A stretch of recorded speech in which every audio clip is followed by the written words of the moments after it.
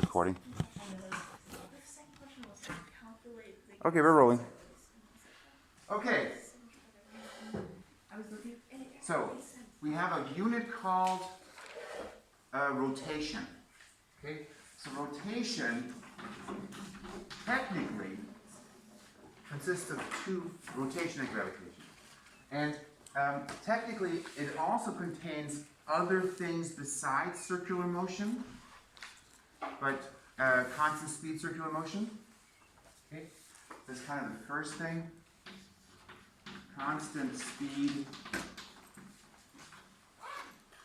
circular motion.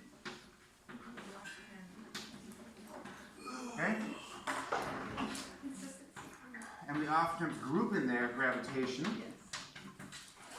And then the second thing we have in here is basically what we would call, I guess, general rotation, where we don't have to move in a circle, we can move at different speeds, etc. Okay? Let's take a look at this first, because I think it's the easiest in certain ways to think about in terms of introducing the topic. A great intro, I think, to this is talking about orbits. So for example, you have a central mass, could be our sun with the Earth going around it, could be our moon with Apollo 13 going around it, or some other spacecraft, or it could be just a satellite orbiting the Earth, for example, going in a nice circular orbit. So, first question: the little m is much smaller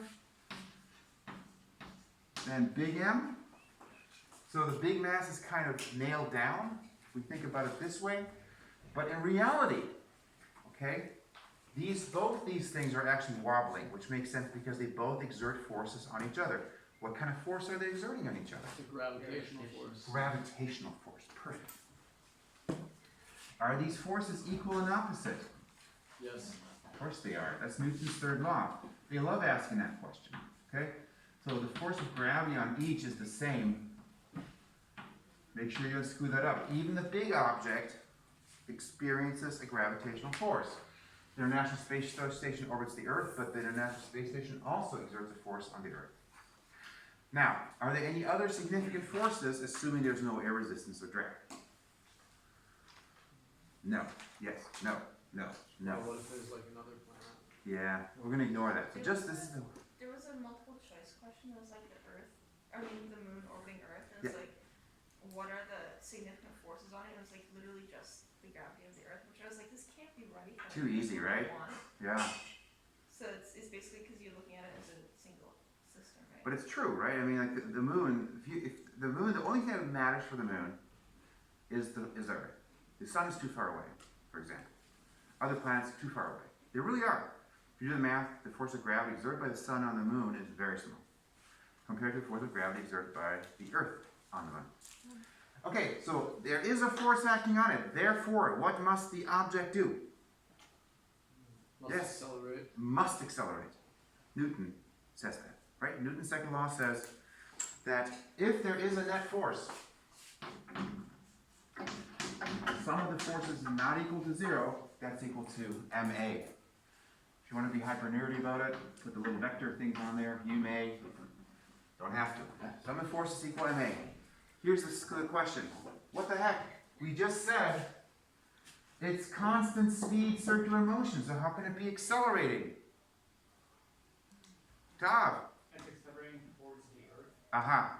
So, but how's the speed changing? It keeps the same speed, but changes direction. Ah, okay. So it's really important again. Reminder, we have two types. A can be direction changing, and we don't normally think about that as much, but because force changes velocity, acceleration is a change in velocity, and velocity is speed and direction. You can have direction changing acceleration, or you can have speed changing acceleration.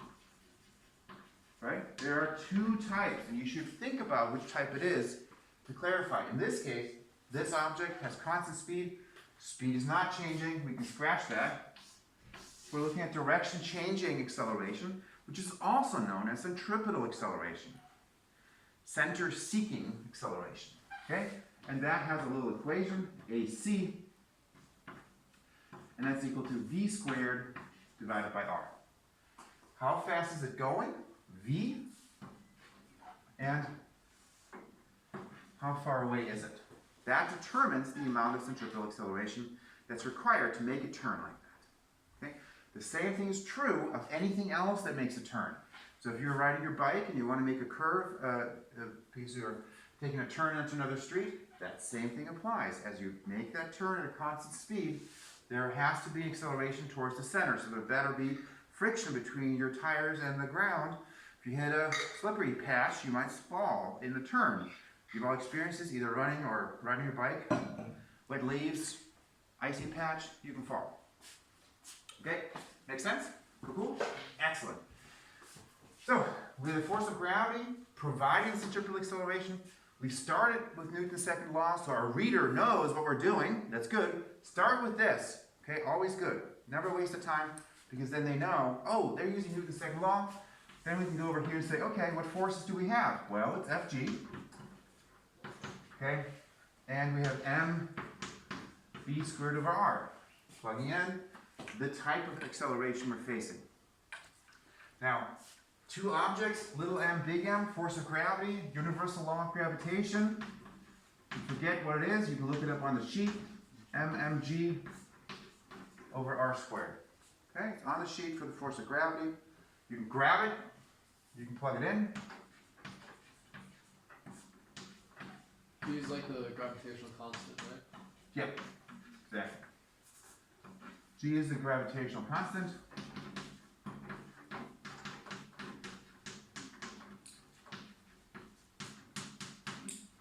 So, voila, there it is.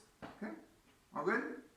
Now, because of how we chose this mass to be so big, this equation works out this way, and the r's are the same. Okay, that's the big difference, and this is important, not really, at least quantitatively, because quantitatively this will be complicated to think about, because if these two are actually orbiting their center of mass, which is actually what happens, right? So if this was a really heavy planet and was orbiting around here, then this would be the r for the rotation, and the whole thing would be the r for the gravitational force. And you're getting scared, you're getting like nervous, like, well, what do you mean? So the two r's will be different, but here, because we're choosing this thing so heavy, the r's are the same, which is really nice. Does that make sense?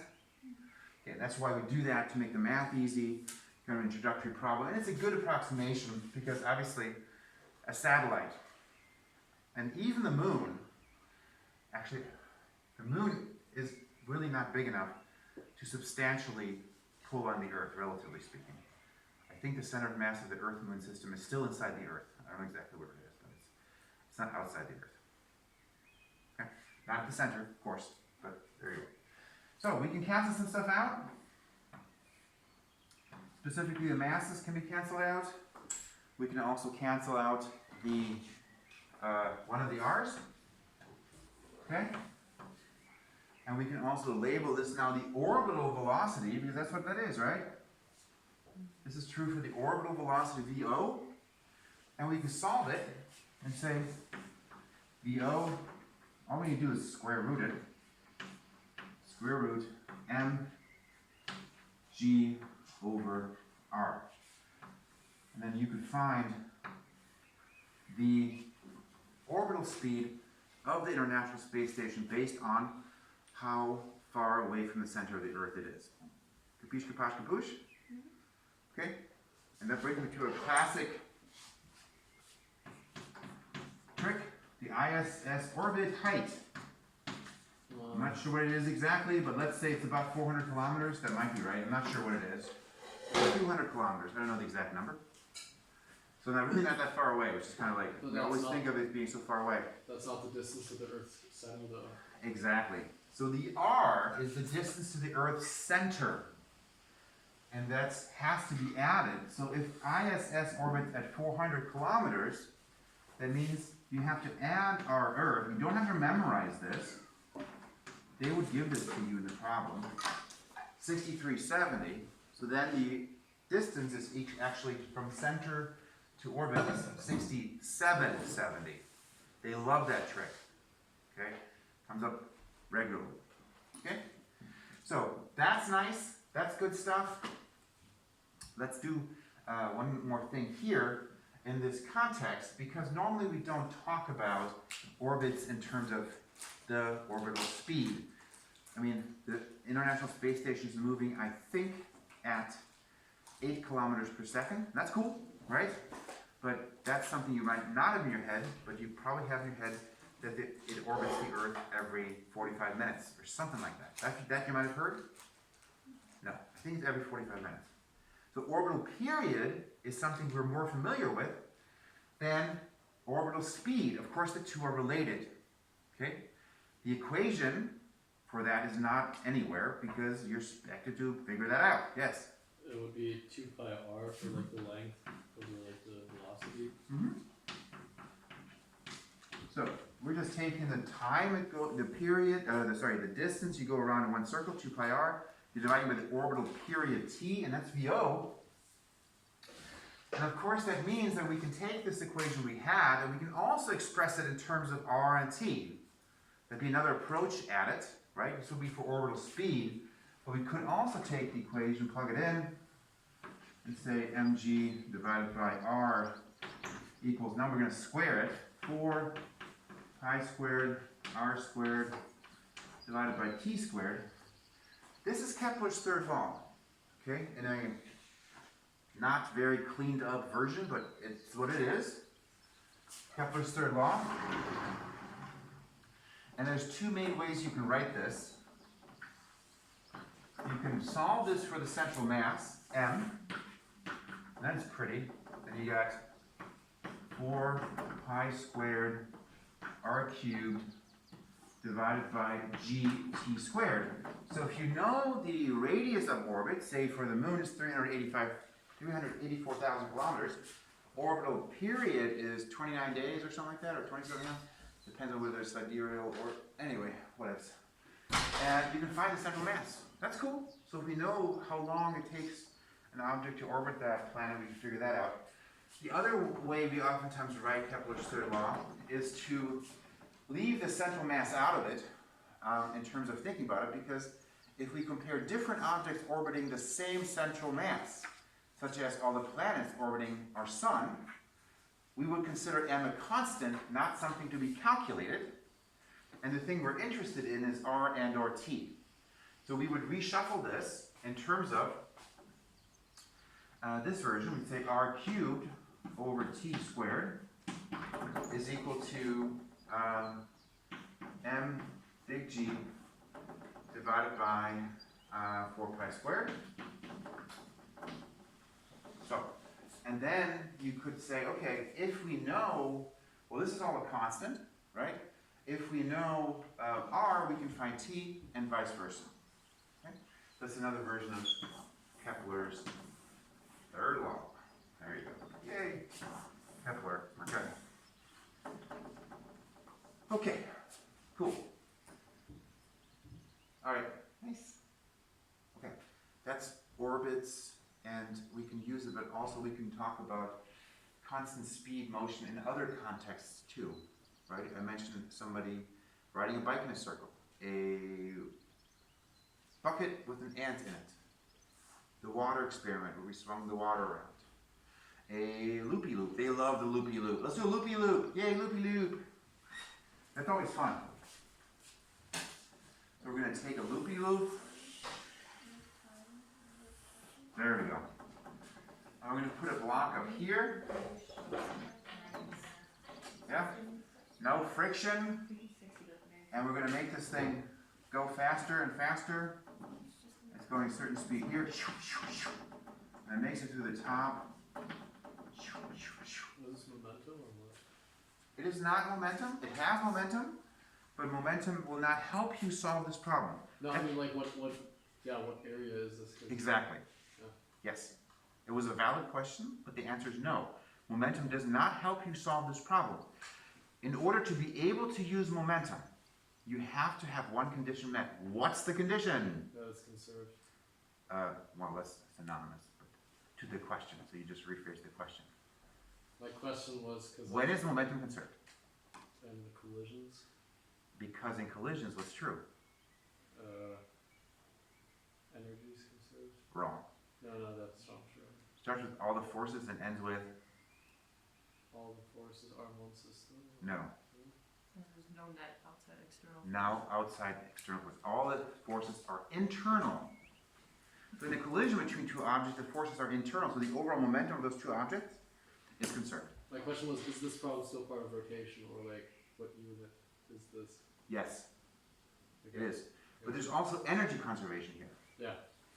Okay, so if you look at this, I mean, we can look at different things. We could say, oh, what's going on with energy? Okay, we could say, all right, here is, up here, how do we write this? We really use U, don't we? U gravitational? What else do they do on the sheet? They do things. They use UG, right? For sure you think.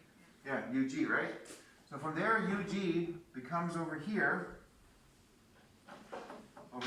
that's the original energy, and in this situation, we have U grav here, plus kinetic energy at different points. Make sense?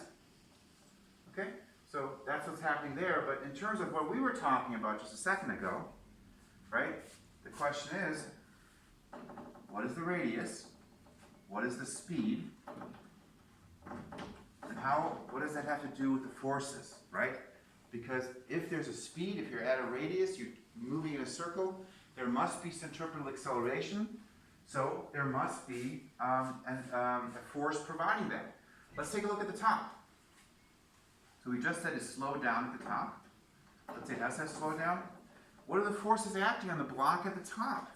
Gravity, Gravity's acting down, the normal force from the, and then there's a normal force. What direction is the normal force acting? also down.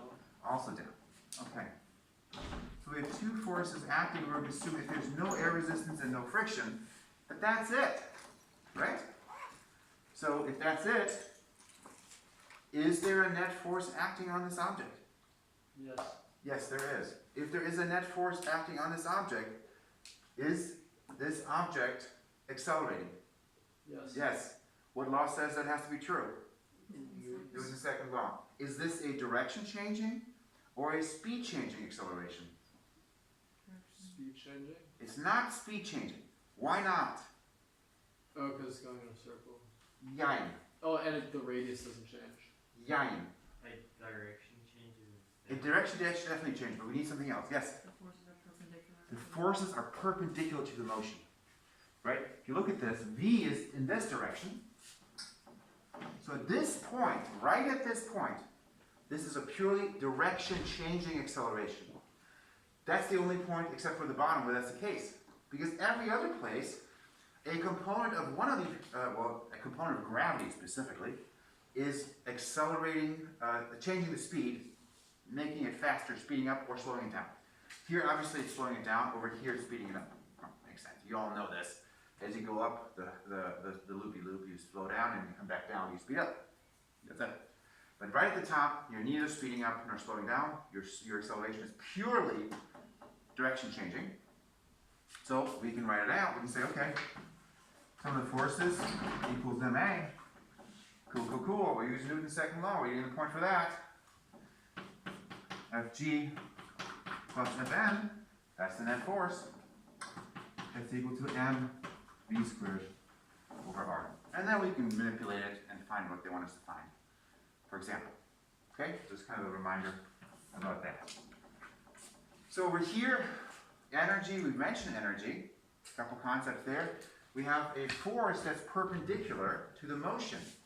It's neither pushing it forward nor retarding its motion. If that's the case, what does it not do on the object? Leading question. Yes, Hannah? Work. It does not do work. Just a reminder that work changes kinetic energy. So that's one way of looking at it. If you push from behind, the object gets faster, and behind is indicated by the direction of motion, right? Okay? If you push from the front, you slow down the object, But both times you're doing work, positive or negative work, you change the kinetic energy. Other things, oh, yeah, that's bad. Yeah, several of you screwed up the equation for kinetic energy, I'm not sure why. It's 1/2 mv squared, don't forget the half. There were like 4 of you who made that mistake, I'm surprised about that. So make sure you get that straight, it's also on the sheet if you're not sure. 1/2 mv squared is kinetic energy. Oh, maybe this is the reason, right? So, momentum is mv, momentum is mv.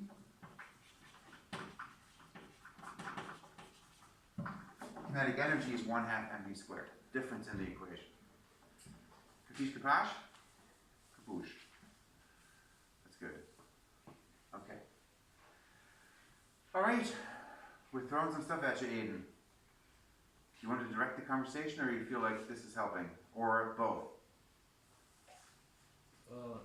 This is helping, but I mean, I'm open to any other topic. Okay. Other questions and/or suggestions and/or expressions of delight? Hannah? Can we do torque quickly again? I think torque would be good, fits in perfectly, right? So, just a reminder, we just started in the idea that circular motion, yes? Can we do one of those problems where it's like someone's standing on the board? And Oh yeah, those are fun, right? Yeah. I like those. That's tension, right? It could have tension in it. So, for general rotation, there's several concepts in here that tend to be difficult for you guys. I'll just kind of list them. Torque is one of them. We have angular momentum.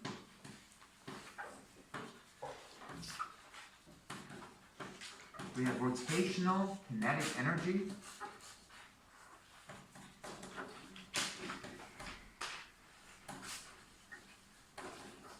And we have, oh, this is a good one too, moment of inertia. So, those are important concepts for general rotation, okay? So let's remind ourselves about torque. What is torque? Okay? A torque is a turning force. Right?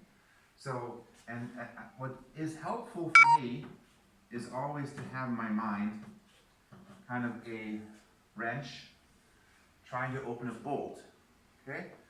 As a model of what I don't know if this works. I think it does. Okay, as you're trying to open this bolt. Okay. Now, God bless you. So you're trying to open the bolt. Of course, righty, tighty, lefty, loosey, whatevs is important. But also, really important is